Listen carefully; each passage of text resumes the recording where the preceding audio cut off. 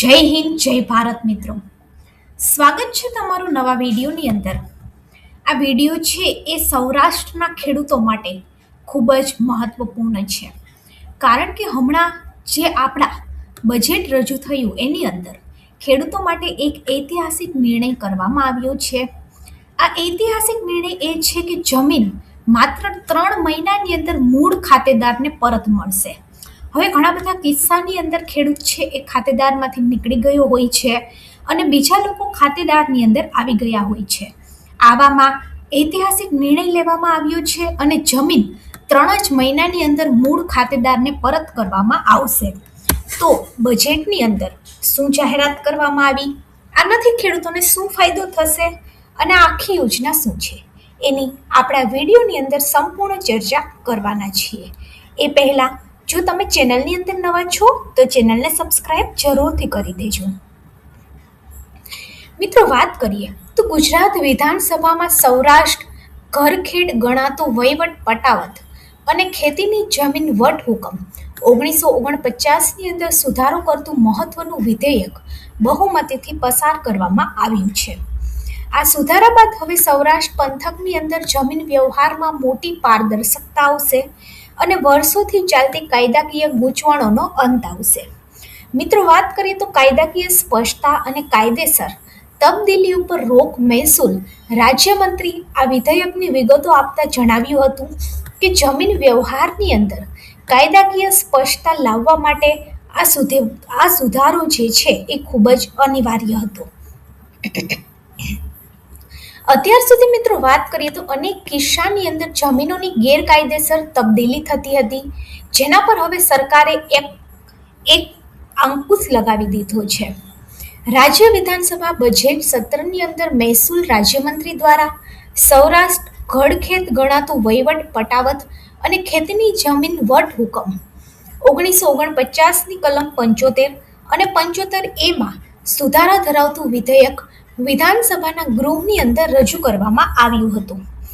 ગૃહની અંદર પસાર કરવામાં આવ્યું હતું અને આ સુધારા વિધેયકનું મહત્વપૂર્ણ અને રાજ્યના ખેડૂતોના હિતનું રક્ષણ કરનારું ગણાવતા મુખ્યમંત્રીએ કહ્યું હતું. આ ઉપરાંત મિત્રો વાત કરીએ તો આ સુધારા થકી જમીન વ્યવહારમાં કાયદાકીય સ્પષ્ટતા આવશે અને ગેરકાયદેસર જમીન જે અદલ બદલ થાય છે એના ઉપર અંકુશ આવશે.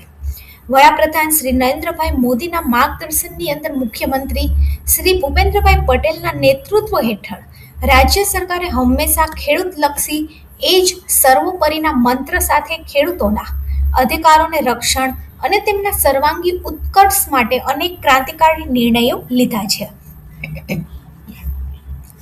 મિત્રો, વાત કરીએ તો રાજ્યની અંદર હાલ ગુજરાત ગણોત વહીવટ અને ખેતીની જમીન અધિનિયમ 1948, સૌરાષ્ટ્રની અંદર ઘડખેત ગણાતું વહીવટ પતાવત અને ખેતીની જમીન વક્ત હુકમ 1949 તથા ગુજરાત ગણિત વહીવટ અને ખેતીની જમીન વિદર્ભ પ્રદેશ અને કચ્છ ક્ષેત્રની અંદર અધિનિયમ 1958 એ 3 જુદા જુદા ગણત કાયદા છે. અત્યારે ગુજરાતની અંદર ટોટલ 3 જમીન માટે ટોટલ 3 ગણોત કાયદાઓ અમલમાં છે.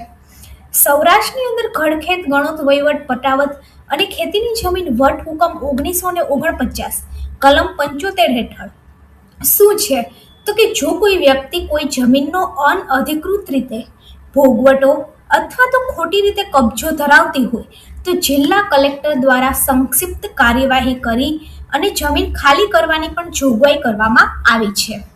મિત્રો, વાત કરીએ તો ગેરકાયદેસર તબદીલના કિસ્સાની અંદર પુનઃસ્થાપન અને સરકાર હસ્તક નિહિત કરવા અંગે સ્પષ્ટતા પ્રક્રિયા નથી.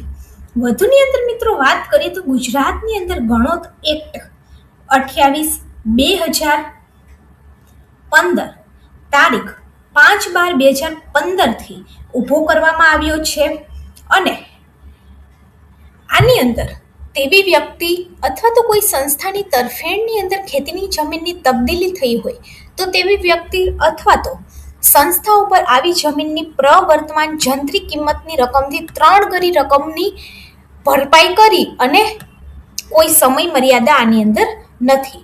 તો આવો કાયદો હતો તો હવે વાત કરીએ આપણે મિત્રો, તો હવે આની અંદર ખેડૂતોને જો ગેરકાયદેસર રીતે ખેડૂતોની જમીન પચાવવામાં આવી હશે તો ખેડૂતોને 3 જ મહિનાની અંદર એમની જમીન પરત કરવામાં આવશે. અને મિત્રો વાત કરીએ તો ગુજરાતની અંદર અત્યારે કચ્છ, સૌરાષ્ટ્ર અને બીજો વિસ્તાર છે, એવી રીતે 3 અલગ અલગ જમીનના નિયમ છે. જમીનના અલગ અલગ નિયમને લીધે લોકો હંમેશા કન્ફ્યુઝનની અંદર રહે છે. આ ઉપરાંત મિત્રો વાત કરીએ તો તેમણે એ પણ ઉમેર્યું છે કે હાલની જોગવાઈ પ્રમાણે કલમ 75 હેઠળ ગેરકાયદેસર તબદીલ થયેલી જમીનના પુનઃસ્થાપન અને સરકાર હસ્તક નિહિત કરવા અંગે કાયદાકીય સ્પષ્ટતા અત્યારે નથી. જ્યારે કલમ 75A હેઠળ દંડ ચૂકવવા માટે કોઈ સમય મર્યાદા ન હોવાથી ખેડૂત તેની જમીન પાછી મેળવવામાં વિલંબ થાય છે. તેમને રાજ્યના અમલી અને અન્ય ગણિત કાયદાઓ સાથે એકરૂપતાની જરૂરિયાત દર્શાવી હતી. જ્યારે મિત્રો વાત કરીએ તો વિવિધ કાયદાકીય બાબતની અંદર અસરકારક બચાવ શક્ય બને છે. આમ આ તમામ કારણોસર આ સુધારા વિધેયક લાવવામાં આવ્યું છે કે જેથી કાયદાની અંદર સ્પષ્ટતા આવે અને ખેડૂતોના હિતોનું યોગ્ય રક્ષણ થાય. મિત્રો વાત કરીએ તો આ વિધેયકની અંદર મહત્વપૂર્ણ સુધારા સૂચવતા મંત્રીએ જણાવ્યું છે કે હાલની જોગવાઈની અંદર ફક્ત અનઅધિકૃત કબજો ખાલી કરવાની જ જોગવાઈ છે. આ સુધારા દ્વારા હવે ગેરકાયદેસર તબદીલના કિસ્સાની અંદર પણ સ્પષ્ટ અને વ્યવસ્થિત પ્રક્રિયા નક્કી કરવામાં આવી રહી છે, જે મુજબ કલેક્ટર આપમેળે અથવા તો જમીન હિત ધરાવતી કોઈ પણ વ્યક્તિના અરજીના આધારે કાર્યવાહી શરૂ કરી શકશે.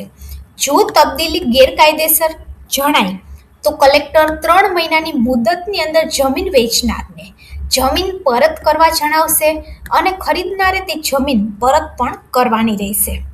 અને જો નક્કી કરેલી મુદતમાં જમીન અગાઉની સ્થિતિમાં પરત કરવામાં નહીં આવે તો કલેક્ટર ગેરકાયદેસર તે જાહેર કરશે અને આ જમીનનો તમામ બોજો રહિત સરકારમાં નિહિત થશે અને આવી જમીનનો નિકાલ સરકારી પડતર જમીન તરીકે ગણવામાં આવશે.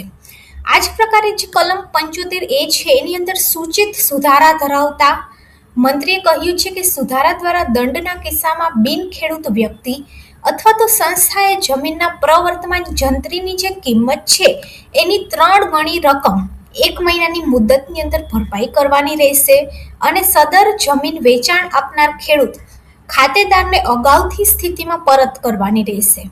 આ સુધારાથી જે બિન ખેડૂતો છે એના તરફેણમાં થતી ખેતીની જમીનની તબદીલો ઉપર અસરકારક નિર્ણય લાવશે અને ખેડૂતોના હિતનું પણ આ અંતર્ગત રક્ષણ થશે. મિત્રો વાત કરીએ તો રાજ્યની અંદર અમલમાં અન્ય ગણિત કાયદા સાથે એકરૂપતા મેળવવા માટે આ સુધારો 5/2015 લાગુ કરવામાં સૂચવ્યું હતું.